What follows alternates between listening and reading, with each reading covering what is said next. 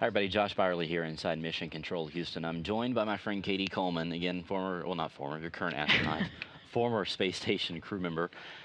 Katie was really instrumental in the HTV that happened last year. It was HTV 2, right? It was the second one that flew up there. So, she's really an expert on how these things go up there on board the station. We've been talking a lot about how the crew's getting ready to greet this thing tomorrow. So we figured Katie would come in here and actually tell us here on Earth, what it's like for the crew to work on these things. So, Katie, talk a little bit about, it's the day before this thing gets up there.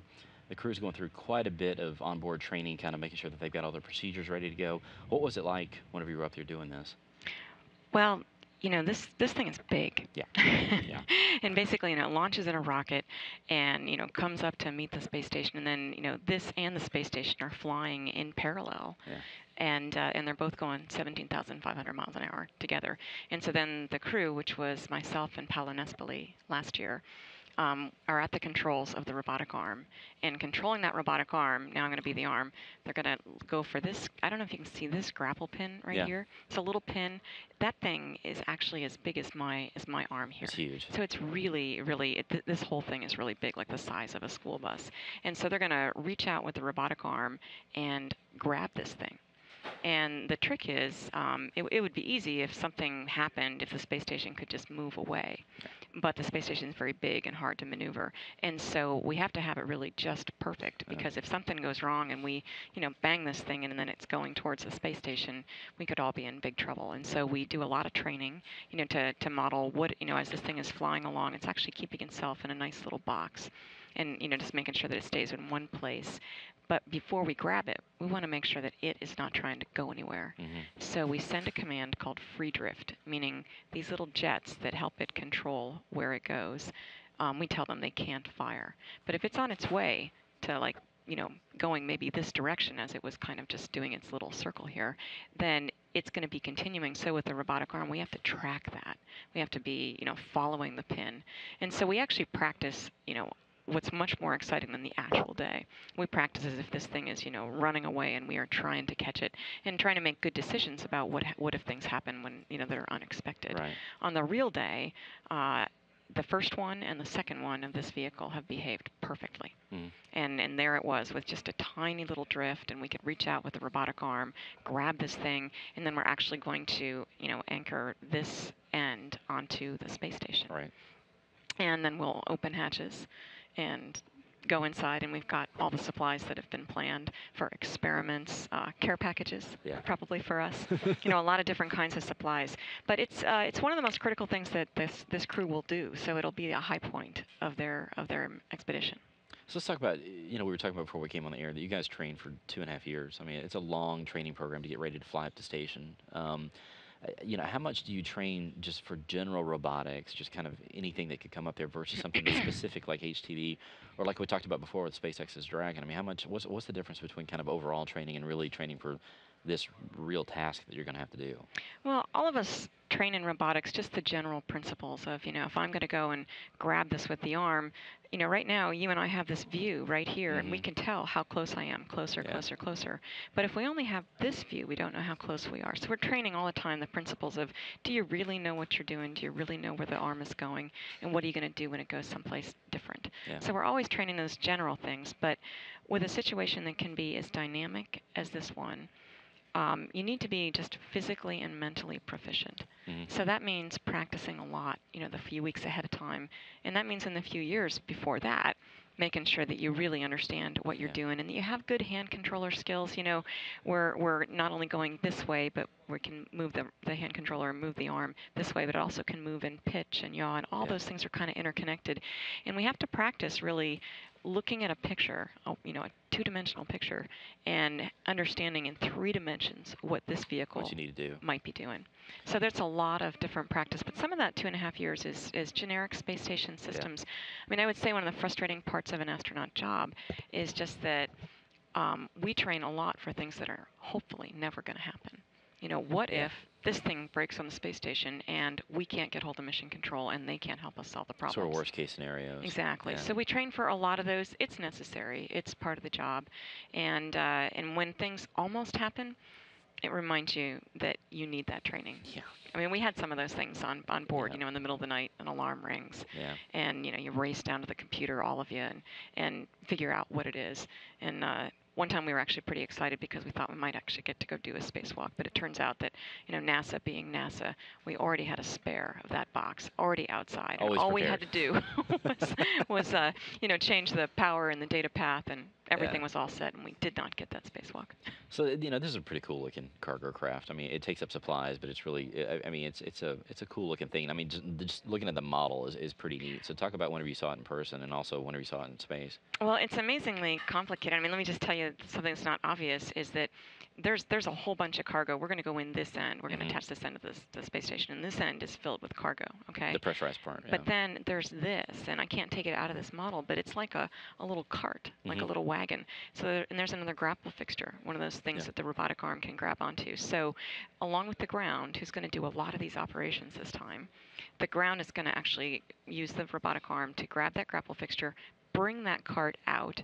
We're going to hand this cart, which is carrying a bunch of really important spare parts for the space station, we're going to hand that to the Japanese robotic arm. And so the Japanese, and so here, if you hold that for a second, you know, it's almost as if you've got that, you're the space station robotic arm, and now I'm going to then grab it with this robotic arm, then you let go, and then I have it. So we do a handoff between two robotic arms on the space station. And cool. Aki Hoshide will be flying the GEM robotic arm. Joe Akaba and Sonny Williams will be flying the space station robotic arm. And so this cart, this you know, platform that's got the spares on it, will be sitting on the back of the Japanese module, and then that Japanese arm they'll park it there. We'll reach down, pick up some of these spare parts, and put them in their places on the space station. So there's a lot to this vehicle that you know, it looks like just one big craft, but it's got a lot of different functions. Talk about the cupola. You know, whenever you're up there, we see these views all the time, and it's really kind of revolutionary that the crew gets to see that much, you know, that much around. I mean, whenever you see these vehicles fly up there, you know, we talked about, you don't really get a sense of the size of it, and then all of a sudden you're looking out these windows, and I mean, it's a really big spacecraft. What is it like to actually see that in space? Does it get your attention? Well, you know, I told Aki today, we were telling him when and where he could see the HTV, because you know, today it's getting closer and closer and closer. And I said, remember, Aki, objects in the mirror may be larger than they appear. But actually, it looks really big. I mean, at first, when you look down, the first time you see it, it's pretty exciting because you see this tiny little thing, big Earth, tiny little HTV, and you think, okay, that's okay. And then it gets closer and closer and closer, and it is the size of a school bus. It is giant, and it is only about, I don't know, 15 feet away from the space station when you actually grapple it. So it's big, and it's amazing. And because there's no atmosphere out there, everything is very sharp and very clear. I think it makes it seem that much bigger, very high definition, and that much closer. So I tried not to think about that when Paolo and I was on the controls of the robotic arm, and Paolo was telling me, you know, how close I was getting as I was grappling. So I tried not to think about that part and just, you know, do it like we practiced. But it was really beautiful to see the HTV over land, over Japan. We actually did the capture over New England, where I'm from. Oh yeah. So it's just pretty neat to, you know, just see this supply ship actually have a life all over the world. Yeah. What is it like to actually go inside of it? I mean, I know you're looking forward to the care packages and things like that, but whenever you open up the hatch, is it different from the other vehicles? Does it look different on the inside? It's like a big closet, okay, where it's got, you know, it's a big square closet, and it's almost like you have four doors. Yeah. And in back of each of those doors is a lot of stuff. But then strapped to the front of each of those doors is also a lot of stuff. So in order to get to things, you actually have to start in the middle, which when it gets there, it's pretty packed, so there's not much space there. So you have to unstrap the stuff from the outside, find a place to put it on the space station, which fortunately the people here on the ground have thought about all that. Yeah. And they've got a plan for almost this shell game of, you know, this gets here and this goes here and this gets put away there. But one thing that was surprising, I think, to us was that it was confusing to go in there. Really? Because, you know, we're used to coming to, you know, an intersection. We're in the space station. We're going down the hallway. We can go left and go into the GEM. We can go right and go into Columbus. And then the hallway ends right there. That's where the space shuttle would dock usually. But now suddenly there's something down there. Yeah. And so we usually go in kind of head first. And then somehow when you come out, you're always facing a different way than you really expected. You have to get your bearings. And we find that at these intersections where there's something coming in this way, this way, this way, and then one more way where it's not just sort of the horizontal axis of, a left and a right and a straight ahead. As soon as you put an up or a down in there, when you come out of there, you have to almost look around. In fact, we label the sides because it looks round here, but the hatch itself is square, Yeah. and so we will label them port, starboard, aft, Yeah. so that we know where we're going and we don't suddenly start flying, in the wrong direction. We even saw that during shuttle missions whenever you had the multi-purpose logistics modules being attached. I mean, you're really adding a new Exactly. room. I mean, it's like if you added something onto your house all of a sudden just in a day, it kind of changes the layout a little bit. So It's big, yeah. and it was kind of fun. We have conferences with our families once a week, Mhm. and we have computers that have video cameras on them. So it's almost like we get to have a video conference, but these computers are wireless. So I got to actually take my family, Fly through. into the HTV. I said, okay, so here we go. Okay, hold on, and we went down into the HTV and we looked around. It's just really pretty neat to be able to take them in there and It's have like a that cool become field trip. Yeah. three-dimensional Yeah. to them as well. Well, it looks so clean. I mean, it's just whenever we see these videos of these new modules and these cargo craft, everything's so pristine and organized, and I mean, Right. it's awesome to see Though it. even though we know that, something that we do as a matter of safety is we think that everything will be clean, but it was packed on the ground. Yeah. Everything had gravity to sort of sit it, and plus it had a pretty big shaking probably on the way up in that rocket. Things might have come loose, and now they'd all be floating. So usually when we first go into a module, we'll actually wear goggles. Yeah. And maybe a mask, just in case there's little small pieces of dust or metal, could really harm your eyes. And so we're usually, we're careful the first time we go in until we establish that actually it really is clean inside. So talk about the reverse process, how you basically unberth it, and is it exactly the same, just backwards? Is it easier? Is it harder? What? Um, I would say, it's certainly easier to release. In that, so here it is attached to the space station. We're going to grapple it by that grapple fixture with the robotic arm. And, that robotic arm doesn't look very big, but really the end of it that's going to go on here, that thing is this big. It's huge, right? So we're going to go in there, we're going to grab this, make sure we have a good hold, everything's locked down. And then we're going to release all the bolts that are holding it to the space station. And then just do this sort of big giant swing around into the correct position to then let it go, hopefully without giving it a push. Because, we don't really want to give it a push. No. We want to have it floating in exactly the right attitude, and then it's got its own way to push, which is these little jets, where there's gases that combine to go psst, psst, and they can then move the HTV in a safe trajectory away from the space station. And, of course, there's folks that spend a lot of time doing math, which is why we're trying to always, convince our kids and their friends to study math and science and engineering, is that everything we just talked about today has to do with math and engineering. Somebody had to figure these things out, and the reason that somebody like me is safe up there is because of math. Yeah. There's a lot that goes into planning. I mean, we you talked about it a while ago that it looks so kind of slow and easy while it's up there, but both those spacecraft are going incredibly fast. They both weigh a lot. I don't even remember how many tons. That you're 12 quizzing a tons? public affairs person. Let's say the 6 station's tons a of million, but cargo? yeah, 6 tons of cargo. It's something like that. Yeah, I mean, it's a big, really heavy spacecraft. Yep. And that's the thing with things that are weightless, is even something this big and this heavy, given a push, has now got its own momentum. And it will continue going in that direction until it's got a force that opposes it. So you really want to learn how to be gentle, and also, we practice a lot in a simulator. And I'll tell you, that was something that was kind of surprising to us up there, is that I practice a lot in front of something that looks like a video game. And I've practiced, this part of it, and looking at a cartoon picture of this and all those things, and the reality of being in the cupola, where windows surround you, both here and up above, is very disconcerting. Is it? To just have that, all that, that stuff in the way. And in fact, it was actually hard for us to remember. I've talked about the judging of the distance. Yeah. So this was Paolo's job, was to understand how to judge the distance. Now, meanwhile, we're going over the Earth at a couple miles a second, right? And so the Earth is moving, And it was hard to judge this distance, harder than in the simulator. So we've now prepared other crews to know that, looking at this thing is going to be a little bit difficult, judging the distance, because it's like when you're sitting in your car and the car next to you moves, Yeah. and you wonder which one is moving. Which one's actually moving? Right. So Yeah. that made it a little bit difficult. But just that view out the window is just astounding.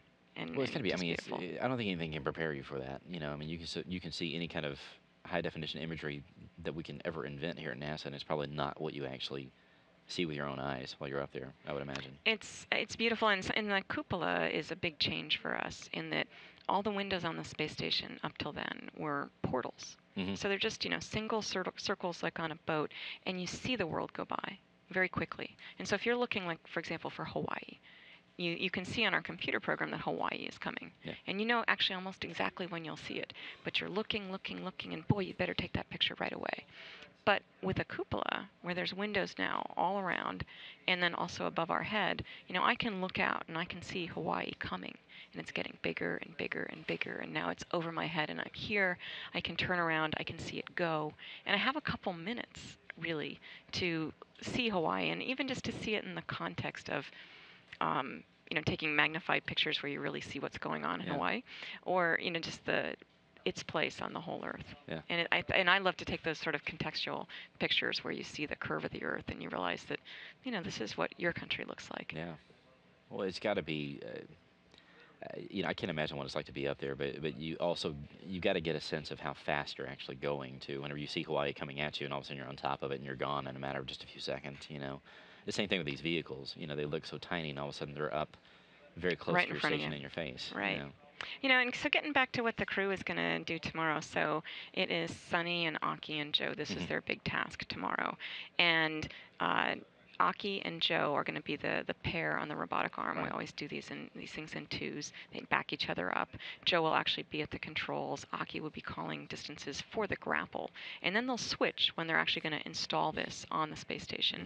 And then Aki will be at the controls, and Joe will be calling distances and checking and making sure everything looks right.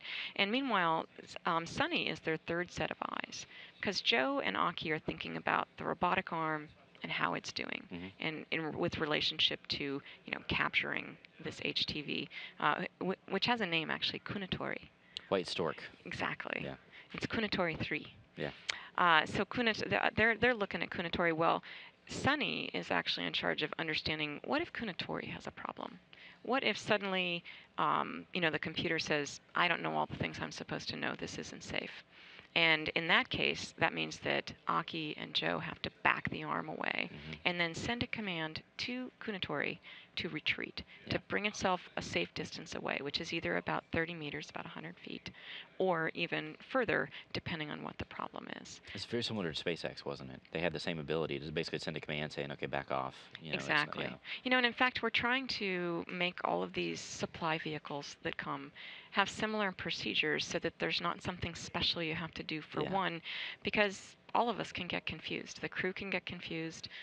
Mission control can get confused. You want to make sure that the procedures are pretty much the same for all of them, and it makes sense actually, because it's all about physics of when it approaches and how to grab it. What might be different is, for example, HTV is much bigger than SpaceX, than the Dragon, and so it's very much heavier, and it has a slower kind of dance that it does when it's keeping itself in one place, whereas Dragon had kind of larger jets but smaller spurts, and so it was pretty quick. It could move quickly. It's still not going to go very far. It still has a box, a little place that it has to stay, and the crew knows it will.